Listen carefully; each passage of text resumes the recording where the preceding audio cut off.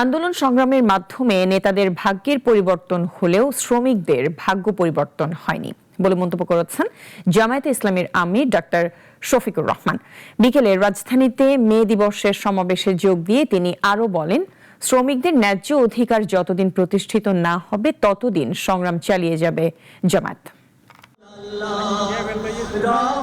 বিকেলে রাজধানীর বাইতুল মোকাররম মসজিদের দক্ষিণ গেটে বাংলাদেশ শ্রমিক কল্যাণ ফেডারেশনের উদ্যোগে এক সমাবেশে যোগ দেন জামায়াত ইসলামীর আমির ডাক্তার শফিকুর রহমান।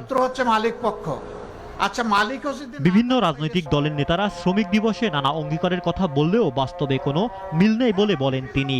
যখনই কোনো ইস্যু আছে এই সমস্ত নেতা নেত্রীরা সামনে এসে দাঁড়ায় যায়, তাদের ভাগ পেয়ে তারা সন্তুষ্ট হয়ে যায়, তখন গড়ে ওঠা আন্দোলনকে তারা ব্ল্যাকমেইলিং করে। এইভাবে যুগ যুগ ধরে নেতা নেত্রীর কপালের পরিবর্তন হলেও সাধারণ শ্রমিকদের ভাগ্যের কোনো পরিবর্তন হয়নি।